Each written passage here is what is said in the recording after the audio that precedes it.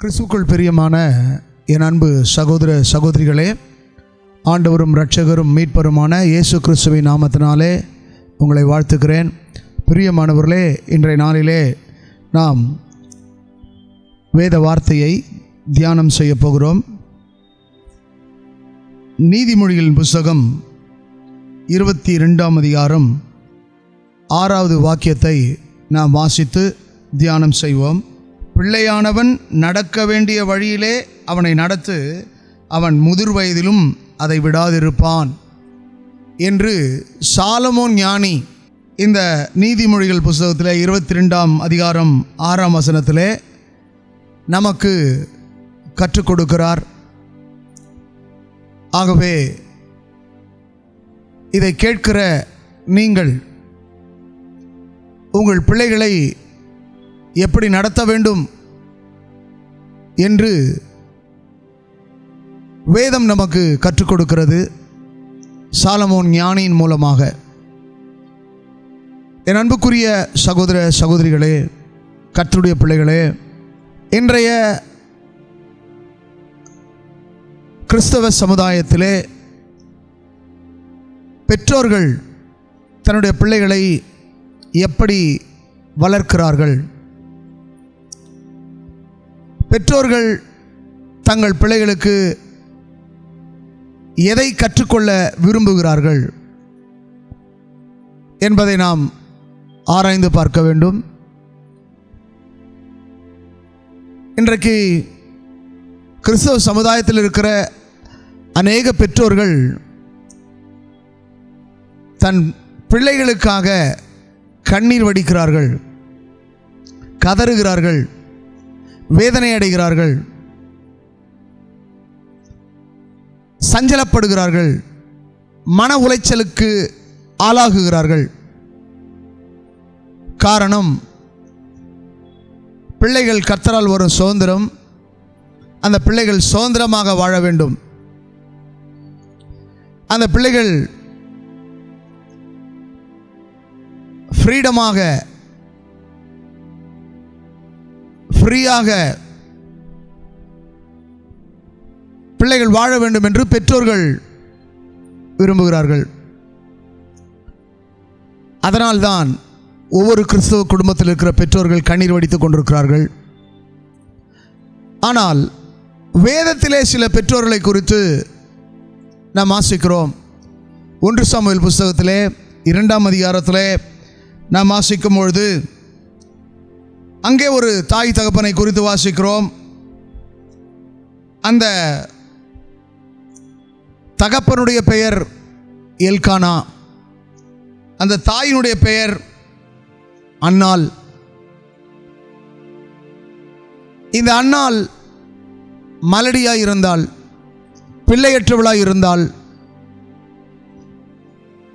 நிந்திக்கப்பட்டாள், அவமானப்பட்டாள், மிகுந்த வேதனை அடைந்தாள். அவள் ஒன்று செய்தாள், கர்த்தருடைய ஆலயத்தை தேடி போனாள். கர்த்தருடைய சமூகத்திலே தன் இருதயத்தை ஊற்றி ஜெபித்தாள். கர்த்தர் அந்த அன்னாளின் ஜெபத்தை கேட்டு அந்த அன்னாள் பிள்ளை பெறும்படி அந்த மலடியை பிள்ளை தாட்சியாக்கி தேசத்திலே குடியிருக்க செய்தார். வேதம் சொல்லுகிறது, தேசத்திலே ஆணிலாகிலும் பெண்ணிலாகிலும் மலடுகள் இருப்பதில்லை என்று சொல்லி, கர்த்தரை தேடுகிறதான, கர்த்தரை நோக்கி கூப்பிடுகிறதான ஒவ்வொரு பிள்ளைகளுக்கும் கர்த்தர் பிள்ளை பாக்கியத்தை கொடுக்கிறவராக இருக்கிறார், பிள்ளை பெறும்படி செய்கிறவராக இருக்கிறார். மலட்டு கர்ப்பங்களை கர்த்தர் பிள்ளை பெறும் கர்ப்பமாய் மாற்றுகிறார்.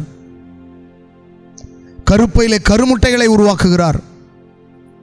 அவர்கள் பிள்ளை பெறும்படி கர்த்தர்களுக்கு உதவி செய்கிறார். அவர்களுக்கு நல்ல பிரசவத்தை கர்த்தர் கொடுக்கிறார். அந்த பிள்ளைகளை ஆரோக்கியமாய் பெற்றெடுக்கும்படி உதவி செய்கிறார். அப்படி கர்த்தரால் கொடுக்கப்படுகிறதான பிள்ளைகளை கர்த்தருக்காக வளர்க்காமல், கர்த்தருடைய சந்நிதியிலே வளர்க்காமல் அநேக பெற்றோர்கள் அந்த பிள்ளைகளை இந்த உலக ஞானத்திலே, உலக அறிவிலே, உலகத்தில் வாழ்கிற எல்லா பிள்ளையை போல வாழ வேண்டும் என்று எண்ணி அந்த பிள்ளைகளுக்கு அநேக காரியங்களை திணித்து அந்த பிள்ளைகளுடைய வாழ்க்கை அநேக பெற்றோர்கள் கெடுத்து போடுகிறார்கள்.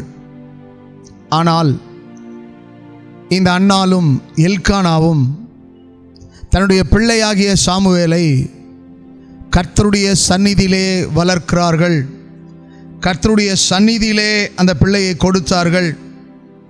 வேதம் சொல்கிறது, 1 சாமுவேல் புஸ்தகம் 2ஆம் அதிகாரம் 18ஆம் வசனத்தில், சாமுவேல் என்னும் பிள்ளையாண்டான் சணல் நூல் ஏபோத்தை தரித்தவனாய் கர்த்தருக்கு முன்பாக பணிவிடை செய்தான்.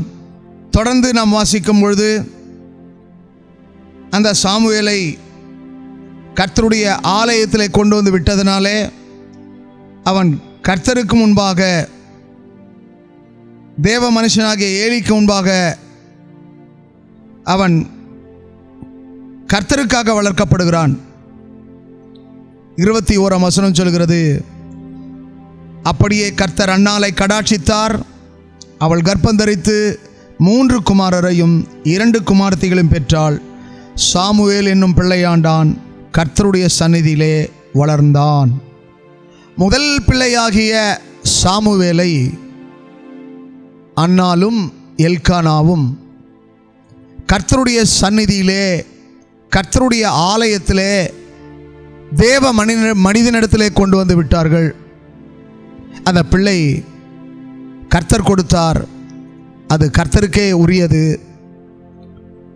முதல் பிள்ளை, முதற்கனி, முதற்பேரான குமாரன். ஆகவே இந்த பிள்ளையை கர்த்தருக்காக வளர்க்க வேண்டும் என்று சொல்லி அதை கர்த்தருக்காக ஒப்பு கொடுத்தார்கள். இன்றைக்கு அநேக தாய் தகப்பன்மார்கள் தன்னுடைய பிள்ளைகளை கர்த்தர் கொடுத்தார், அதை கர்த்தருக்காக வளர்க்க வேண்டும் என்று சொல்லி வளர்ப்பது கிடையாது. அநேக பெற்றோர்கள் தங்கள் பிள்ளைகளை, தாய் சொல்லுகிறாள் என் பிள்ளை என்று, தகப்பன் சொல்லுகிறான் என் பிள்ளை என்று, மற்ற குடும்பத்தில் உள்ளவர்கள் எல்லாம் அந்த பிள்ளையை என் பிள்ளை, உன் பிள்ளை என்று சொல்லுகிறார்கள். ஆனால் அதை கர்த்தருடைய பிள்ளை என்று சொல்வது கிடையாது. பிள்ளை இவர்கள் பெற்றார்களே தவிர பிள்ளைக்கு சொந்தமானவர் கர்த்தர் மாத்திரம்தான். ஏனென்றால் பிள்ளைகள் கர்த்தரால் ஒரு சுதந்திரம், கர்ப்பத்தின் கனி கர்த்தரால் கிடைக்கும் பலன். அநேக பெற்றோர்கள் என்னுடைய பிள்ளை, என்னுடைய பிள்ளை என்று உரிமை பாராட்டுகிறபடினாலே அந்த பிள்ளையினுடைய சுபாவம், அவருடைய குணங்கள், அவருடைய பழக்க வழக்கங்கள், அவருடைய செய்கைகள் எல்லாம் அந்த பெற்றோர்களைப் போல மாறுகிறது. ஆனால் பிள்ளையை கர்த்தருக்காக, கர்த்தருடைய சந்நிதியிலே வளர்ப்பார்களானால் அது தெய்வ பயத்திலே, தெய்வ பக்தியிலே, பரிசுத்தத்திலே, அது உற்றார் உறவினர் இனத்தார் ஜனத்தார் மத்தியிலே தேவனுடைய பிள்ளையாக வளரும், சாட்சியாக வளரும், அநேகருக்கு மகிழ்ச்சியாக வளரும், அநேகருக்கு ஆசீர்வாதமாக வளரும். ஆனால் பெற்றோர்கள் போட்டி போட்டு என் பிள்ளை உன் பிள்ளை என்று சொன்னதனாலே அந்த பிள்ளைகளுடைய சுபாவம் மாறுகிறது, அந்த பிள்ளைகளுடைய குணங்கள் மாறுகிறது, அந்த பிள்ளைகள் தார்மாறாக வளர்க்கப்படுகிறார்கள், அந்த பிள்ளைகள் மனம் போன போக்கிலே போய்கொண்டிருக்கிறார்கள். இதை கேட்டுக்கொண்டிருக்கிற என் அன்பு சகோதரனே, சகோதரியே, என் அன்பு பெற்றோரே, என் அன்பு கர்த்தருடைய பிள்ளைகளே, சிந்தியுங்கள். பிள்ளை கர்த்தரால் கொடுக்கப்பட்டது.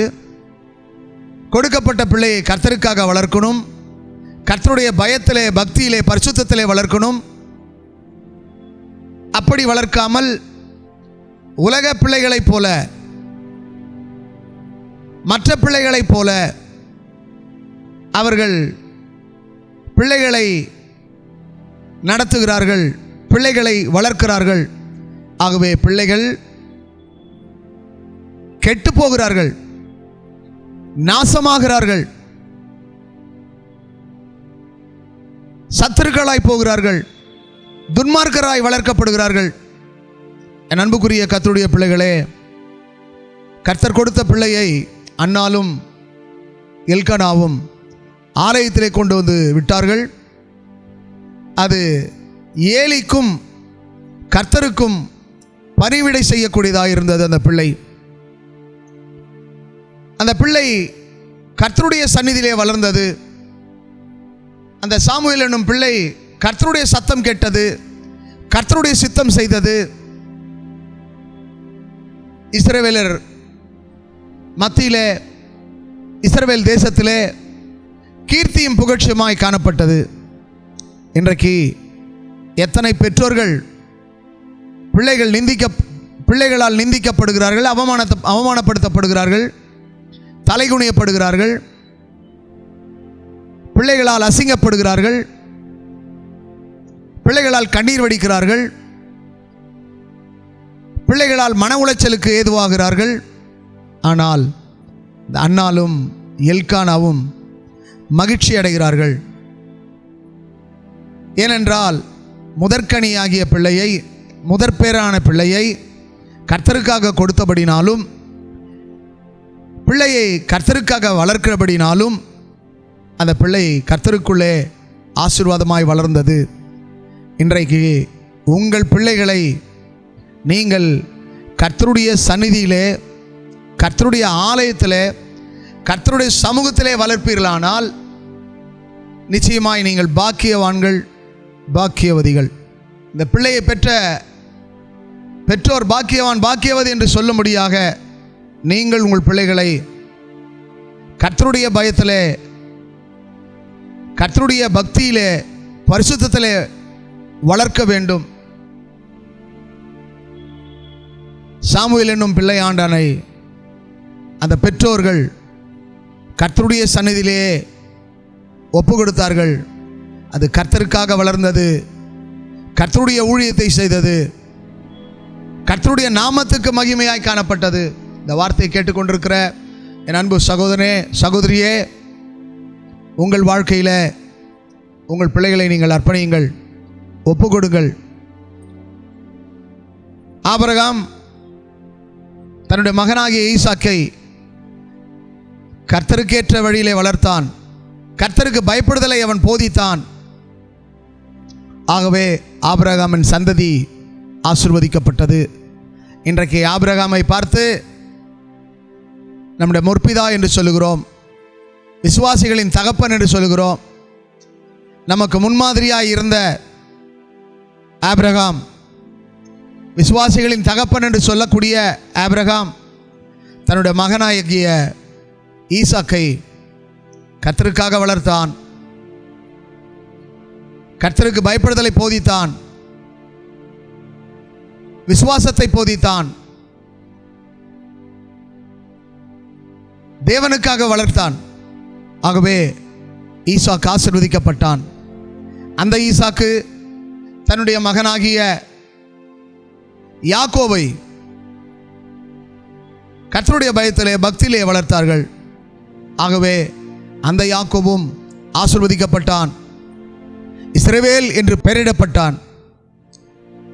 ஆகவே ஆபிரகாம், ஈசாக்கு, யாக்கோபு ஆகிய இவர்கள் மூவரும் நம்முடைய முற்பிதாக்கள் என்று அழைக்கப்படுகிறார்கள். அந்த முற்பிதாக்கள் தங்களுடைய பிள்ளைகளை தெய்வ பயத்திலே, பக்தியிலே, பரிசுத்திலே வளர்த்தார்கள். யாக்கோபின் மகனாகிய யோசேப்பும் அப்படி வளர்க்கப்பட்டான். ஆகவே யோசேப்பு எகிப்து தேசத்திலே உயர்த்தப்பட்டான், ஆசீர்வதிக்கப்பட்டான். இன்றைக்கு உங்கள் பிள்ளைகள் உயர்த்தப்பட வேண்டும், ஆசீர்வதிக்கப்பட வேண்டும், சாட்சி பெற வேண்டும். அப்படியானால் நீங்கள் உங்கள் பிள்ளைகளை கர்த்தருக்காக வளருங்கள். பிள்ளைகளை பக்தியிலே உங்கள் பிள்ளைகளை நீங்கள் வளர்க்க வேண்டும். பிள்ளைகளை அநேக பெற்றோர்கள் இசை வகுப்புக்கு அனுப்புகிறார்கள் மற்றும் விளையாட்டுக்கு அனுப்புகிறார்கள். இந்த உலகத்திலே அநேக பாஷைகளை கற்றுக்கொள்ள வேண்டும் என்று சொல்லி பாஷைகளை கற்றுக்கொள்ள அனுப்புகிறார்கள். பல இடங்களுக்கு அனுப்பி தங்களுடைய பிள்ளைகளுக்கு நல்ல அறிவு, ஞானம், திறமை வர வேண்டும் என்று சொல்லி பிரயாசப்படுகிறார்கள். ஆனால் பிள்ளைகளை ஆலயத்திற்கு அனுப்புவது இல்லை, பிள்ளைகளை ஞாயிறு பள்ளிக்கு அனுப்புவதில்லை, பிள்ளைகளை வாலிபர் கூட்டத்துக்கு அனுப்பவில்லை. பள்ளிக்கூடத்திலே எஸ்கேஷன் போக வேண்டும் என்றால் பிள்ளைகளுக்கு பணம் கொடுத்து அனுப்புகிறார்கள். டூர் போக வேண்டும் என்றால் பணம் கொடுத்து அனுப்புகிறார்கள். மற்ற ஷாப்பிங் மாலுக்கு போக வேண்டும் என்றால் பணம் கொடுத்து அனுப்புகிறார்கள். பல நாடுகளுக்கு, தேசங்களுக்கு அனுப்புகிறார்கள். ஆனால் அநேக பெற்றோர்கள் தங்கள் பிள்ளைகளை ஆலயத்திற்கு அனுப்புவது இல்லை. பிள்ளைகளுக்கு கர்த்தருக்கு பயப்படுதலை போதிப்பது இல்லை. ஆகவே பிள்ளைகளால் குடும்பங்களிலே சமாதானம் இல்லை, பிள்ளைகளால் குடும்பத்தில் சந்தோஷம் இல்லை, பிள்ளைகளால் குடும்பங்களிலே இன்றைக்கு அமைதி இல்லை. பிள்ளைகள் கோபக்காரர்களாக, சண்டைக்காரர்களாக, கசப்பு நிறைந்தவர்களாக, விரோதிக்கிறவர்களாக, பெற்றோர்களுக்கு எதிரானவர்களாக காணப்பட்டு வருகிறார்கள். என் அன்புக்குரிய சகோதரனே, சகோதரியே, இந்த வார்த்தையை கேட்டுக்கொண்டிருக்கிற பெற்றோரே, நீங்கள் உங்கள் பிள்ளைகளை எப்படி வளர்த்து கொண்டிருக்கிறீர்கள்? தெய்வ பயத்திலே வளர்க்கிறீர்களா? தெய்வ பக்தியிலே வளர்த்து கொண்டிருக்கிறீர்களா? பரிசுத்தத்திலே வளர்த்து கொண்டிருக்கிறீர்களா? இன்றைக்கு பிள்ளைகள் அசுத்தமான காரியங்களை செய்கிறார்கள், அசுத்தமான காரியங்களை பார்க்கிறார்கள், அசுத்தமான செயலிலே ஈடுபட்டு கொண்டிருக்கிறார்கள். உங்கள் பிள்ளைகள் அருவருப்பான காரியங்களை செய்து கொண்டிருக்கிறார்கள். பிள்ளைகள் ஆகாத சம்பாஷணைகளுக்கு உட்படுகிறார்கள். உங்கள் பிள்ளைகள் தேவனை விட்டு தூரமாக இருக்கிறார்கள். உங்கள் பிள்ளைகள் பின்மாற்றத்திலே காணப்படுகிறார்கள். உங்கள் பிள்ளைகள் ஜெபிக்கிற பிள்ளைகளாக இருக்கிறார்களா? வேதம் வாசிக்கிற பிள்ளைகளாக இருக்கிறார்களா? வேதத்தை தியானிக்கிற பிள்ளைகளாக இருக்கிறார்களா? சற்று சிந்தித்து பாருங்கள். நீங்கள் உங்கள் பிள்ளைகளோடு இணைந்து ஜெபிக்கும் பொழுது பிள்ளைகளுடைய வாழ்க்கை மாறும். நீங்கள் வேதத்தை வாசித்து அதை தியானித்து பிள்ளைகளுக்கு போதிக்கும் பொழுது அந்த பிள்ளைகளுடைய குணங்கள், சுபாவங்கள், அந்த பிள்ளைகளுடைய துர்க்கிரியைகள் எல்லாம் மாறும். பிள்ளைகளுக்குள்ளே நற்கிரியைகள் உண்டாகும். ஆகவே என் அன்புக்குரியவர்களே, நீங்கள் உங்கள் பிள்ளைகளை நடக்க வேண்டிய வழியிலே நடத்துங்கள். பிள்ளையானவன் நடக்க வேண்டிய வழியிலே நடத்தப்பட வேண்டும். அப்படி நடத்தினால் உங்கள் பிள்ளைகள் கர்த்தரால் போதிக்கப்படுவார்கள். உங்கள் பிள்ளைகளால் சமாதானம் உண்டாகும், மகிழ்ச்சி உண்டாகும், நற்கீர்த்தி உண்டாகும், நற்பெயர் உண்டாகும். இந்த வார்த்தைகளை கேட்டுக்கொண்டிருக்கிற கர்த்தருடைய பிள்ளையே, உங்கள் பிள்ளைகளுக்காக நீங்கள் செய்ய வேண்டிய காரியம், தினந்தோறும் உங்கள் பிள்ளைகளுக்காக நீங்கள் ஜெபிக்க வேண்டும். தினந்தோறும் உங்களுக்கு பிள்ளைகளுக்கு போதிக்க வேண்டும். தினந்தோறும் பிள்ளைகளை கர்த்தருக்கு பயப்படுற பயத்திலையும் பக்தியிலையும் பரிசுத்தத்திலையும் நீங்கள் அந்த பிள்ளைகளை நடத்த வேண்டும். அப்படி நடத்துவீர்களானால் அந்த பிள்ளைகள் நிச்சயமாக ஆசீர்வாதமாக இருப்பார்கள். இன்றைக்கு அநேகர் பெற்றோர்கள் ஜெபிப்பது இல்லை, வேதம் வாசிப்பது இல்லை, தியானம் பண்ணுவதில்லை, பிள்ளைகளுக்கு போதிப்பது இல்லை. ஆகவே பிள்ளைகள் சீர்கெட்டு போகிறார்கள். பிள்ளைகள் சீர்கெட்டு போவதற்கு காரணம் யார்? பெற்றோர் தானே. உங்கள் பிள்ளைகளுக்காக நீங்கள் உபவாசித்து ஜெபிக்கிறீர்களா? உங்கள் பிள்ளைகளுக்காக நீங்கள் விழித்திருந்து ஜெபிக்கிறீர்களா? உங்கள் பிள்ளைகளுக்காக அதிகாலை எழுந்து ஜெபிக்கிறீர்களா? உங்களுக்கு தூக்கம் முக்கியமாக இருக்கிறது, ஓய்வு முக்கியமாக இருக்கிறது, உங்கள் அலுவல் முக்கியமாக இருக்கிறது, உங்களுடைய சொந்த காரியங்கள் தான் உங்களுக்கு முக்கியமாக இருக்கிறது. ஆனால் பிள்ளைகளை ஆவிக்குரியவர்களாய் நீங்கள் வளர்ப்பதில்லையே. எத்தனை வேதனைக்குரிய காரியம், எத்தனை மன உளைச்சல் காணப்படுகிறது. மனவேதனைக்கு ஆளாகிறார்கள். எல்லாவற்றுக்கும் காரணம் பெற்றோர் தானே. பெற்றோரே, உங்கள் பிள்ளைகளை கோபப்படுத்தாதீர்கள் என்று வேதம் சொல்கிறது. பெற்றோர்கள் தன்னுடைய பிள்ளையை சரியாய் வளர்ப்பார்களானால், நடத்துவார்களானால், அந்த பிள்ளைகளுடைய எதிர்காலம் ஆசீர்வதிக்கப்படும், வெற்றியாய் மாறும், மகிழ்ச்சியாய் மாறும், சாட்சியாக மாறும். அதற்கு பெற்றோர்கள் தான் முயற்சிக்க வேண்டும். தாய்மாரே, தகப்பன்மாரே, நீங்கள் உங்கள் பிள்ளைகளுக்காக உபவாசித்து ஜெபியுங்கள், விழித்திருந்து ஜெபியுங்கள், காத்திருந்து ஜெபியுங்கள், அதிகாலையிலே ஜெபியுங்கள். உங்கள் பிள்ளைகளை அழைத்து அந்த பிள்ளைகள் தலைமையில் கைகளை வைத்து, ஆண்டவரே, இந்த பிள்ளையை நீர்தானே கொடுத்தீர், இந்த பிள்ளையை நீரே நடத்தும், இந்த பிள்ளைக்கு நீர் ஞானம் தாரும், அறிவு தாரும், புத்தி தாரும், இந்த பிள்ளைகள் நல்லொழுக்கத்திலே வளர வேண்டும், சமுதாயத்திலே நற்பெயர் எடுக்க வேண்டும், இந்த பிள்ளைகள் தேவாலயத்திலே வளர்க்கப்பட வேண்டும், தேவ சந்நிதியிலே இருக்க வேண்டும், தேவனை தேட வேண்டும், தேவனுக்கு பிரியமான பிள்ளைகளாய் வாழ வேண்டும் என்று நீங்கள் சொல்லி ஜெபிப்பீர்களானால் உங்கள் பிள்ளைகள் நிச்சயமாகவே அவர்கள் ஆவிக்குரியவர்களாக, ஒரு நற்கீர்த்தி உள்ள பிள்ளைகளாக, நற்சாட்சி உள்ள பிள்ளைகளாக, அநேகருக்கு ஆசீர்வாதமான பிள்ளைகளாக மாறுவார்கள். என் அன்புக்குரியவர்களே, இந்த சாலமோன் ஞானி இந்த 22ஆம் அதிகாரத்தில், நீதிமொழிகள் 22ஆம் அதிகாரத்தில் 6ஆம் வசனத்தை சொல்லும்போது, பிள்ளையானவன் நடக்க வேண்டிய வழியிலே நடத்து, அதை அவன் முதிர் வயதிலும் விடாதிருப்பான். இன்றைக்கு உங்களுடைய பிள்ளைகளை நீங்கள் எப்படி வளர்க்கிறீர்கள்? 5இல் விளையாதது 50இல் விளையாது.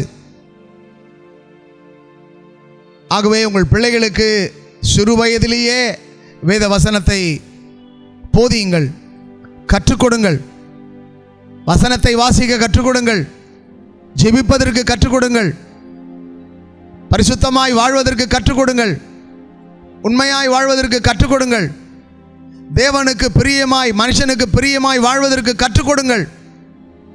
ஐயோ, இது பிள்ளையா என்று சொல்லும்படி நீங்கள் உங்கள் பிள்ளைகளை வளர்க்காதீர்கள். உங்கள் பிள்ளைகளை குறித்து மற்றவர்கள் கேவலமாய் பேசாதபடிக்கு உங்கள் பிள்ளைகளை நீங்கள் கர்த்தருக்கேற்றபடி வளர்க்க முயற்சியுங்கள். என் அன்புக்குரியவர்களே, அநேகருடைய வாழ்க்கையில் அநேக பிள்ளைகள் தவறான வழியிலே போய் கொண்டிருக்கிறார்கள், தவறான பழக்க வழக்கத்துக்கு ஆளாகுகிறார்கள். ஆகவே அந்த பிள்ளைகள் தவறான வழியிலே, தவறான பழக்க வழக்கத்துக்கு போகிறதுக்கு காரணம் யார்? பெற்றோரே, நீங்கள் தானே. ஆகவே நீங்கள் உங்கள் பிள்ளைகளுக்காக உபவாசித்து ஜெபியுங்கள், கண்ணீர் விட்டு ஜெபியுங்கள், கதறி ஜெபியுங்கள், ஊக்கமாய் ஜெபியுங்கள், கருத்தாய் ஜெபியுங்கள். நீங்கள் ஜெபிக்கிற ஜெபம் உங்கள் பிள்ளைகளுடைய வாழ்க்கையை மாற்றி அமையும். உங்கள் பிள்ளைகள் நிச்சயமாய் ஆசீர்வதிக்கப்படுவார்கள். அதற்கு நீங்கள் இன்றைக்கே ஒரு தீர்மானம் செய்யுங்கள். அன்னாலும் எல்கானாவும் தீர்மானம் செய்தார்கள், பிள்ளையை நாம் வளர்க்கக்கூடாது, கொடுத்த பிள்ளையை கர்த்தருக்காக வளர்க்கணும், கர்த்தருடைய சந்நிதியிலே வளரணும், அது கர்த்தருக்கு பிரியமாய் நடக்க வேண்டும் என்று சொல்லி அந்த பிள்ளையை வளர்க்க வேண்டியது அவசியமாக இருக்கிறது. என் அன்புக்குரியவர்களே, சிந்தியுங்கள். பிள்ளைகள் கெட்டு போகிறதுக்கு காரணம் நீங்கள் தான் என்று உணருங்கள். ஆகவே ஆண்டவரே, என்னை மன்னியும், என் பிள்ளையை நான் சரியாய் வளர்க்கவில்லை, என் பிள்ளைக்கு ஜெபிப்பதை கற்றுக் கொடுக்கவில்லை, என் பிள்ளைக்கு வேதத்தை கற்றுக் கொடுக்கவில்லை, என் பிள்ளைகளை தேவாலயத்துக்கு அனுப்பவில்லை, என் பிள்ளைகளை தெய்வ பயத்திலே, பக்தியிலே, பரிசுத்தத்திலே நான் நடத்தவில்லை. என்னை மன்னியும் ஆண்டவரே, என் பிள்ளைகளுடைய வாழ்க்கையை மாற்றியமை ஆண்டவரே, நான் தான் தவறு செய்தேன் என்று நீங்கள் உணர்ந்து ஜெபிப்பீர்களானால் கர்த்தர் உங்களை மன்னிப்பார், உங்கள் பிள்ளைகளை மாற்றுவார். உங்கள் பிள்ளைகள் அநேகருக்கு ஆசீர்வாதமான பிள்ளைகளாய் மாறுவார்கள். அவர்கள் மாறுவதற்கு முதல் நீங்கள் மாற வேண்டும். நீங்கள் மனம் மாறினால், நீங்கள் மனம் திரும்பினால் பிள்ளைகள் மனம் மாறுவார்கள், மனம் திரும்புவார்கள், உங்களுக்கு மகிழ்ச்சியும் கிரீடமாய் மாறுவார்கள். ஆகவே என் அன்புக்குரியவர்களே, பிள்ளைகள் கர்த்தரால் வரும் சுதந்திரமாக இருக்கிறது. அந்த சுதந்திரத்தை கர்த்தருடைய கரத்திலே கொடுங்கள். ஆண்டவரை நீர் பார்த்துக்கொள்ளும் என்று சொல்லுங்கள். ஆபிரகாம் அப்படிதான் கர்த்தருக்காக கொடுத்தான். ஆகவே அந்த ஆபிரகாமின் மகனாகிய ஈசாக்கு ஆசீர்வதிக்கப்பட்டான். இன்றைக்கு உங்கள் பிள்ளைகளும் ஆசீர்வதிக்கப்படுவார்கள். இந்த அருமையான நாளிலே இந்த வார்த்தையை கேட்டுக்கொண்டிருக்கிற கர்த்தருடைய பிள்ளைகளே, என் அன்பு பெற்றோரே, என் அன்பு தாய்மாரே, தகப்பன்மாரே, இன்றைக்கு உங்களுடைய வாழ்க்கையில் ஆண்டவருடைய சமூகத்தில் உங்களை அர்ப்பணியுங்கள், ஒப்புக்கொடுங்கள். இந்த தீர்மானத்தில், ஆண்டவரே, இன்று முதல் என் பிள்ளைகளுக்காக நான் ஜெபிக்கிறேன். இன்று முதல் என் பிள்ளைகளுக்கு நான் உம்முடைய வசனத்தை போதிப்பேன். ஆண்டவரே, இனி ஒவ்வொரு வாரமும் உம்முடைய ஆலயத்துக்கு நான் அனுப்புவேன், ஞாயிறு பள்ளிக்கு அனுப்புவேன், வாலிபர் கூட்டத்துக்கு அனுப்புவேன், சபையில் நடக்கிற கூட்டங்களுக்கு அனுப்புவேன் என்று நீங்கள் தீர்மானம் செய்வீர்களானால் உங்கள் பிள்ளைகளுடைய வாழ்க்கை ஆசீர்வதிக்கப்படும், வெற்றியாக மாறும், மகிழ்ச்சியாக மாறும், அநேகருக்கு சாட்சியாக மாறும். நாம் ஜெபம் செய்வோம். கண்களை மூடி ஆண்டவர் நோக்கி பார்ப்போம். பரிசுத்தமுள்ள பிதாவே, இந்த நல்ல நாளுக்காக நேரத்துக்காக நன்றி செலுத்துகிறோம். நம்முடைய வேதம் சொல்லுகிறபடி பிள்ளையாண்டானை நடக்க வேண்டிய வழியிலே நடத்து, அவன் அதை முதிர்வதிலும் விடாதிருப்பான். சாமுவேல் என்னும் பிள்ளையாண்டான் கர்த்தருடைய சந்நிதியிலே, ஆண்டவரே, மனுஷருக்கும் கர்த்தருக்கும் பிரியமாய் நடந்தான். அவன் கர்த்தருடைய சந்நிதியிலே வளர்ந்தான். ஆண்டவரே, அவன் தேவ சத்தம் கேட்டான், தேவ சித்தம் செய்தான். ஆகவே அந்த சாமுவேலை இஸ்ரவேலுக்கு தீர்க்கதரிசியாக, ஆண்டவரே, இஸ்ரவேலிலே அவனை கீர்த்தியும் புகழ்ச்சியுமாய் வைத்திரே. அதுபோல இன்றைக்கு ஒவ்வொரு பிள்ளைகளையும் ஆண்டவரே இந்த தேசத்திலே கீர்த்தியும் புகழ்ச்சியுமாய் நிறுத்தும்படியாக ஜெபிக்கிறோம். பிள்ளைகளுக்குள்ள இருக்கிற கெட்ட சுபாவங்கள், கெட்ட குணங்கள், கெட்ட பழக்க வழக்கங்கள் எல்லாம் மாறட்டும், மறையட்டும்.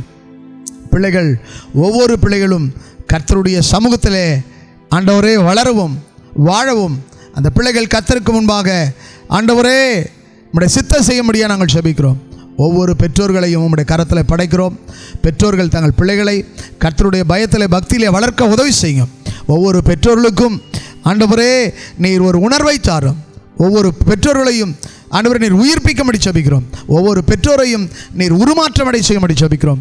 பெற்றோர்கள் மாறும்போது பிள்ளைகளும் மாறுவார்கள். பெற்றோர்கள் மனம் திரும்பும்போது பிள்ளைகளும் மனம் திரும்புவார்கள். ஆண்டவரே, இந்த நாளிலே ஒவ்வொரு பெற்றோர்களுக்காக ஜெபிக்கிறோம்.